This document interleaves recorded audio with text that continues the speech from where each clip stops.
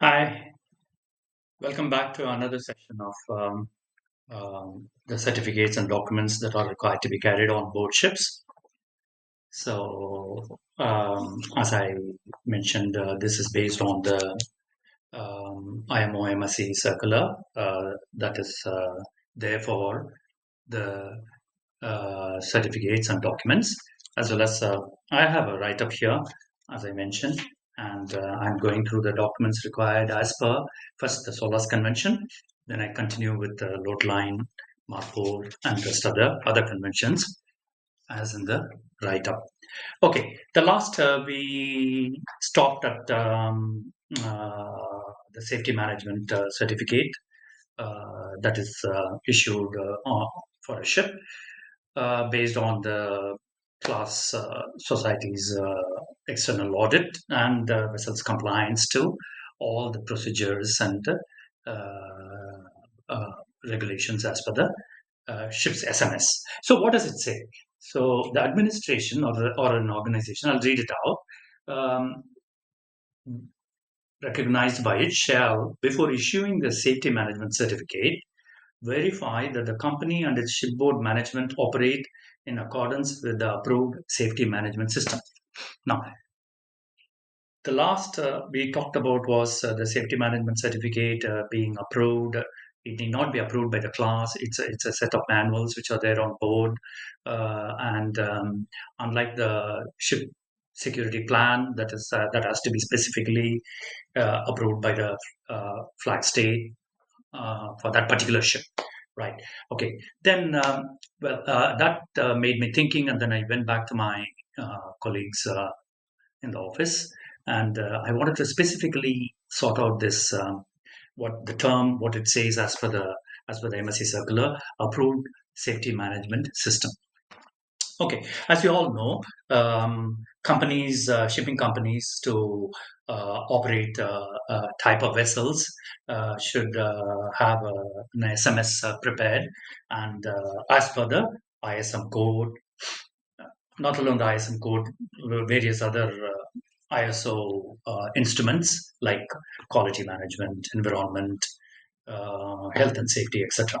So this is developed by the company based on that, as per the ISM code guidelines, and it has to have certain fundamental aspects, topics that have to be covered. So prime among that is company should have, as you all know, should have a safety and environment policy. Based on that, it is developed over other topics such as company organization, shipboard duties, standard operating procedures for all the operations that are carried out on board by that particular type of ship, such as for cargo ops or engineering operations, as well as navigation safety. And also, it has to take into account that there has to be a process to formulate how to go about the risk assessment, and how to mitigate the risk on board. Also, we all know that that has got guidelines for reporting incidents and accidents, as well as yeah. So it talks about the company hierarchy, means we must have a designated person ashore whom the ship staff can approach as a first point of contact. Yeah. So, and also it deals with how to handle emergencies on board vessels. Beyond that, what has it got? It's got the audits, internal and external audits. Yeah, and um, internal audit is conducted by the company, and the external audit by the class who's certifying certify the vessel with a safety management certificate.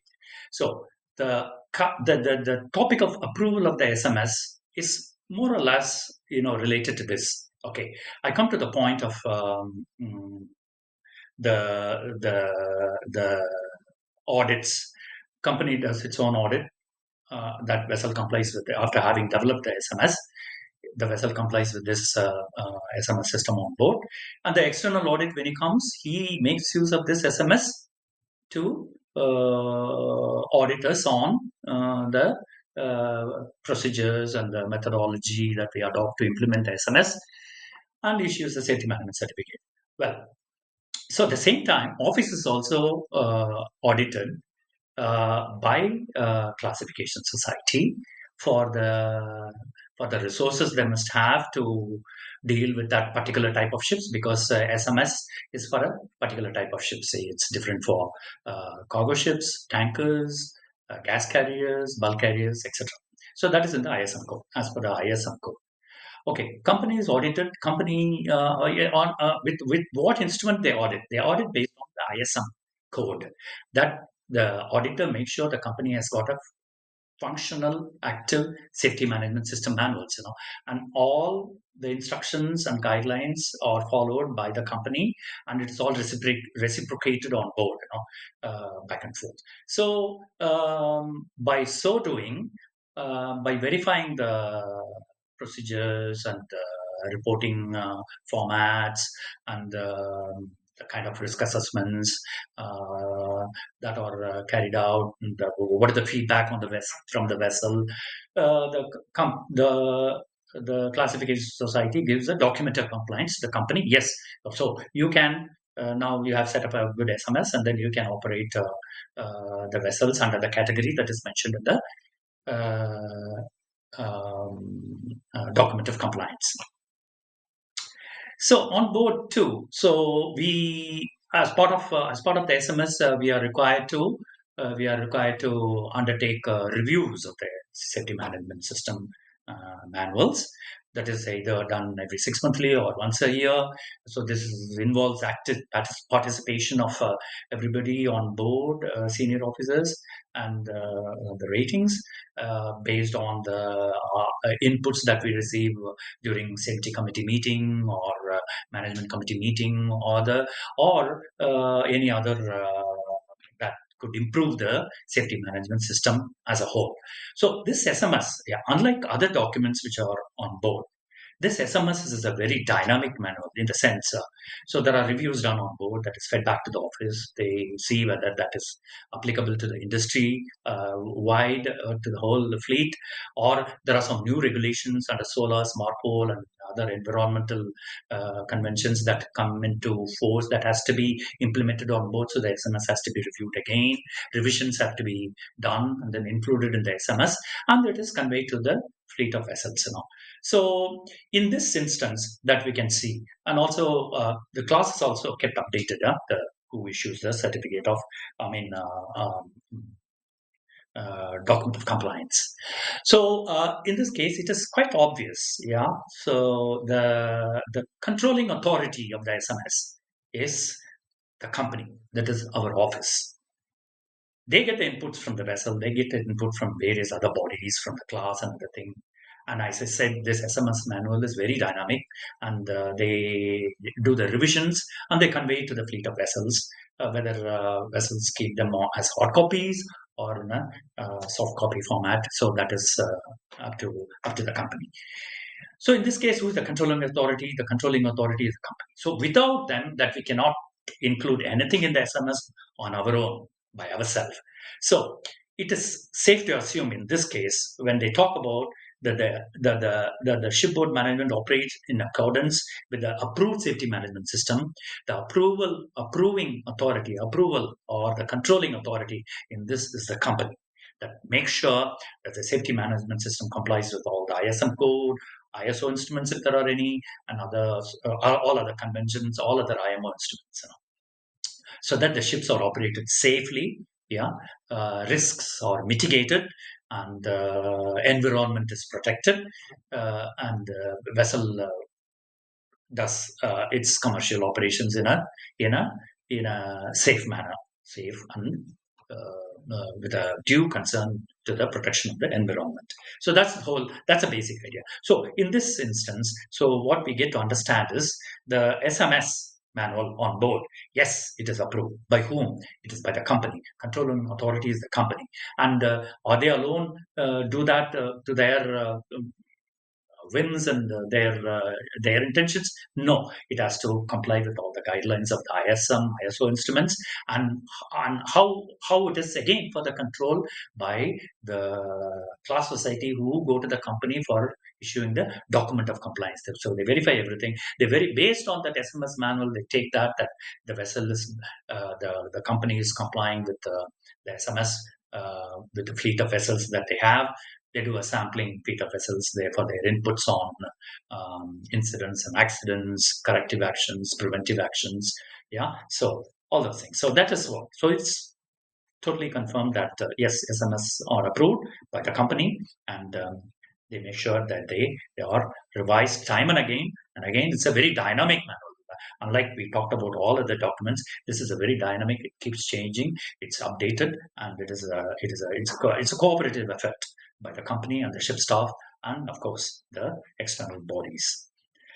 Right. So the document of compliance is the next topic that we talked about. That is the class society as chosen by the company goes for an audit of the company and then make sure that they comply with the ISM code and other instruments if there need be.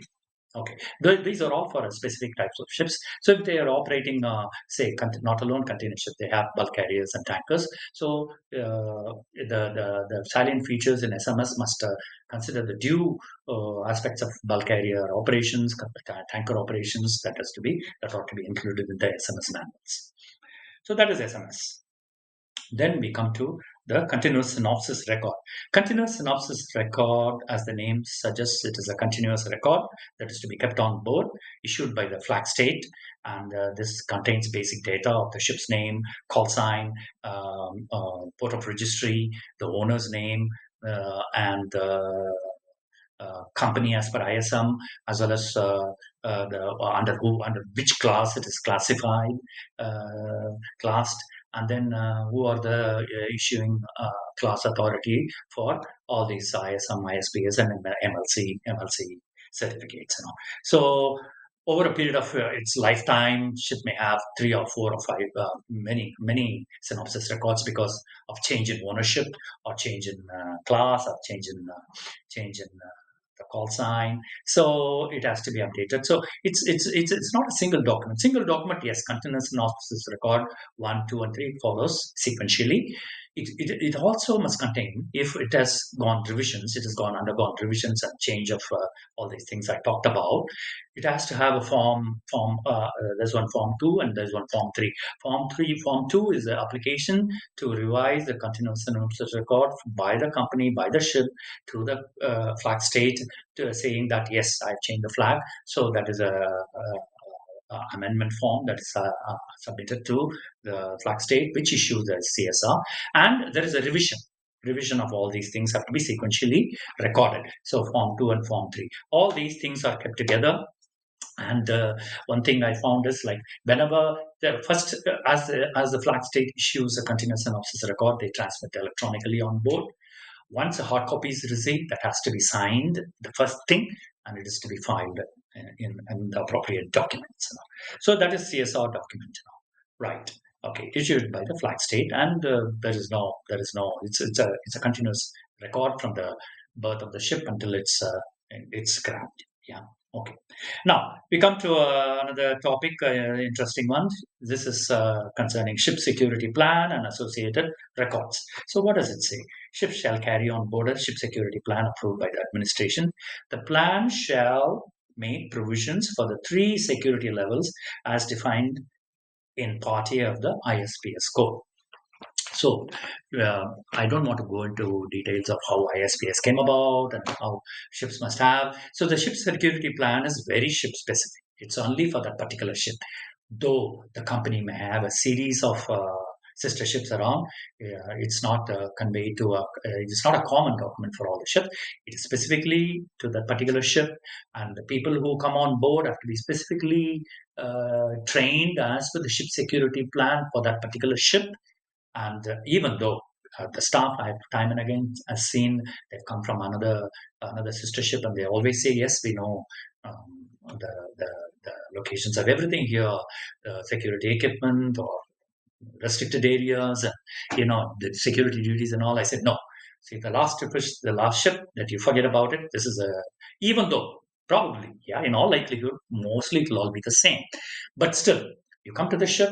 This is a different set of plan that we have on board, specific to our ship, and these are you have to undergo the training, and people are put through the familiarization process before they before they settle down on board, yeah, as the new joiners.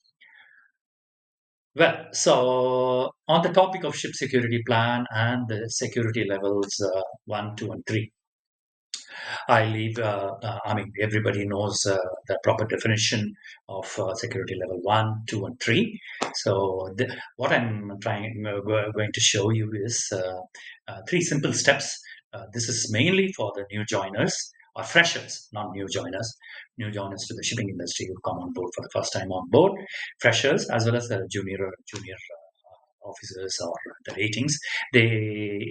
I found that it helped them to understand very clearly and then easy to grasp the aspects of security level 1, 2, and 3, so that they are effectively implemented. They do their duties effectively on board. Well, it involves three movements.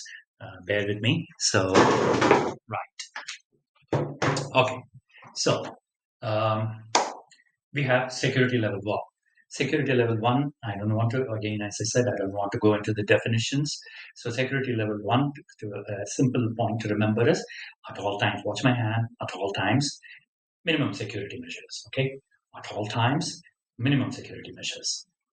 Security level 2, okay? Security level 2 consists of additional security measures. So additional security measures at all times. So minimum security measures is security level 1.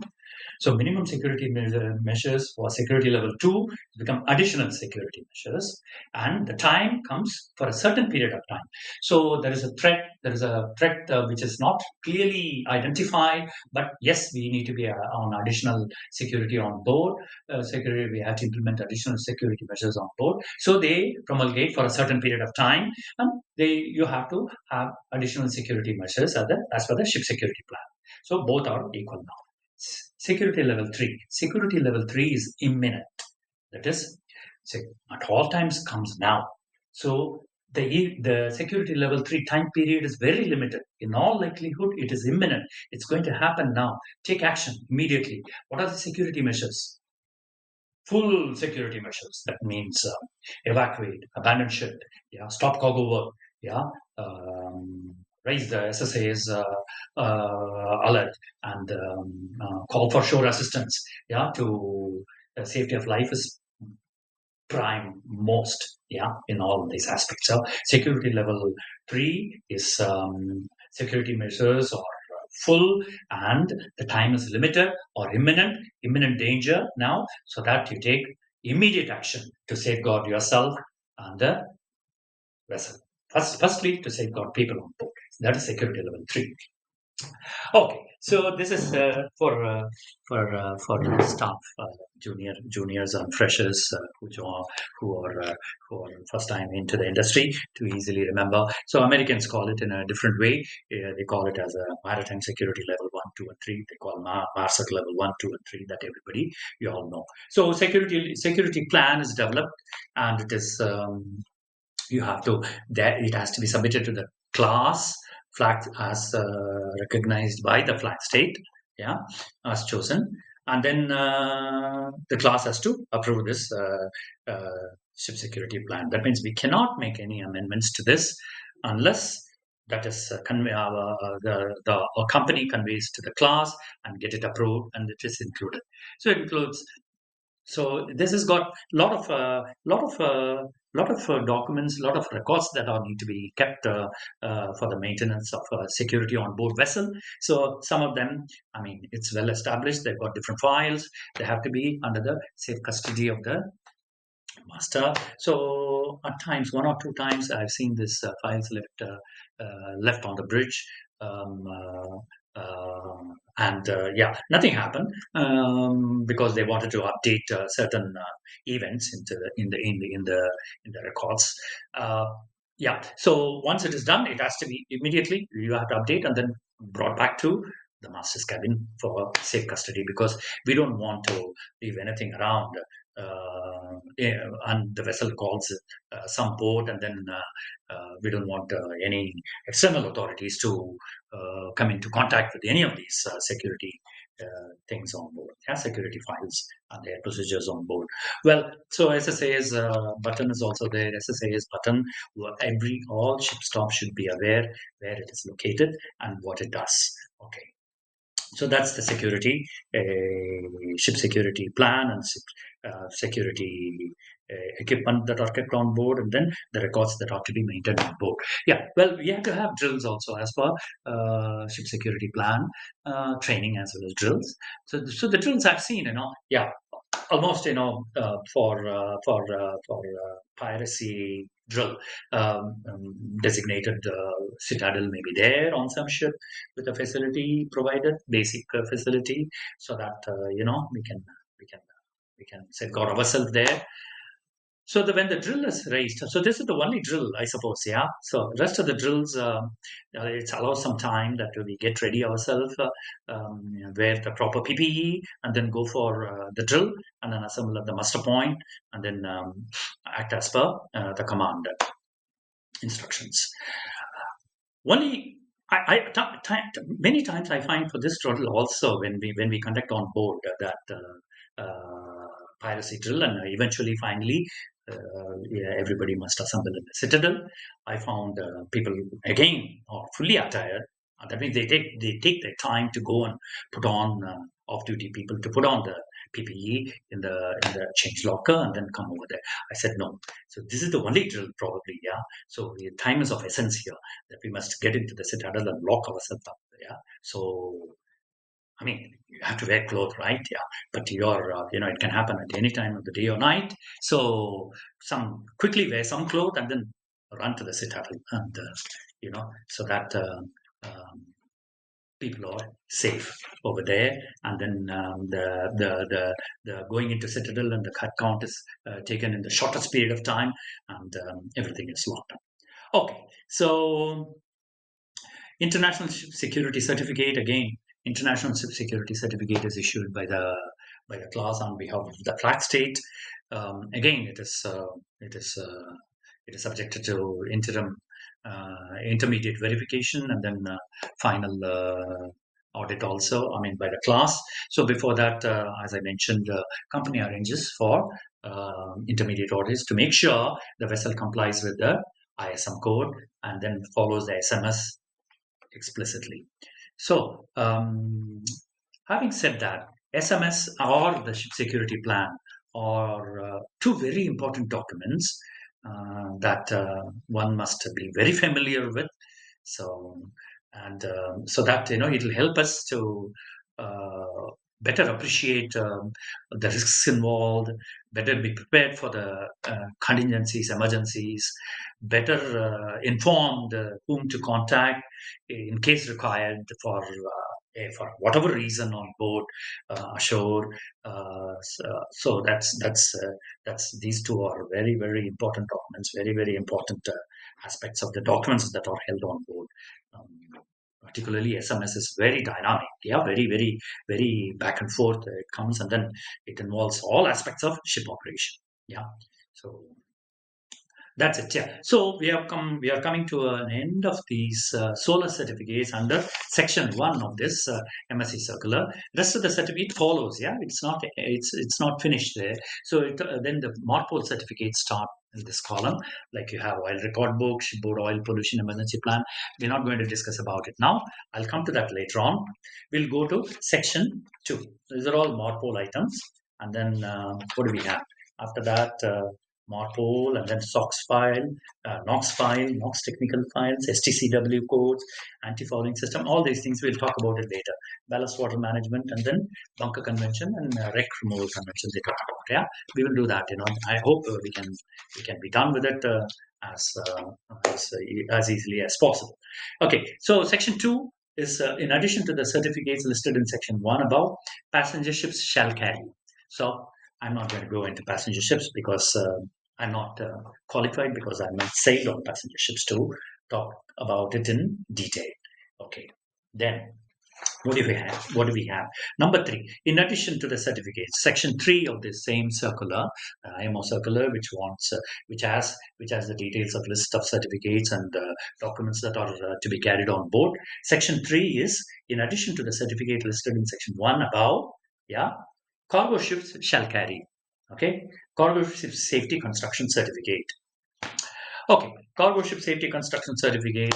Yeah, so it is issued by the flag state as a recognized organization by the flag state, and on behalf of the flag state class issues certificate um, after a thorough survey of the whole vessel, the structural integrity, um, the machinery arrangement, the electrical arrangement, and then a special survey, the dry dock, inspection of the hull, inspection of the structures, watertight integrity of the bulkheads, the structural strength of the bulkheads and double bottom tanks, you name it, everything. So, and also there is a annual survey, and there are intermediate surveys. Intermediate can be on the second or third annual that can be conducted. So whenever the intermediate survey comes, there's always an in-water survey which is conducted. So I've seen, during the in-water survey, so in-water survey requires arranging a shore certified diver with a camera and then a monitor on the board, and with the surveyor's presence. So class surveyor's presence and the ship stop present, of course. So they cover the whole underwater hull area. At the same time, they may do some cleaning. That's beyond that, and they measure the propeller and then rudder wear down, propeller drops, propeller stern tube sealing wear down, and then they record it, and then they compare it with the with the with the with the with the parameters which are as required minimum for that particular type of vessels, and then they are within tolerance. So I found these whenever we go for a couple of whenever we went for this in-water survey. So on some old ship, we ended up hunting around these data of the previous propeller and rudder measurements. So it's always advisable to be prepared beforehand when the survey happens, so that it goes smoothly. It will even help to write down this basic wear down measurements, the last wear down measurements at the beginning of the monthly logbooks, whether engine or deck logbook. The last dry docking done or last water survey measurements of rudder and propeller. So that is very important. Though normally all the chief engineers, they are aware of it, and they do a meticulous job of maintaining all these records very, very, very methodically on board. So that's cargo ship safety construction certificate. And then we go to cargo ship safety equipment certificate. So before I go to cargo ship safety equipment certificate, I'm nearing the end of this recording period. Once again, thank you for listening. And if you're out at sea, I wish you safe seas. And then if you're ashore, wish you happy holidays. Thanks for your time. And then I will catch up later on cargo ship safety equipment certificate. We'll run through very quickly, and then we'll get on with the other MARPOL and other conventions and the certificates and documents required as per those conventions. Take care.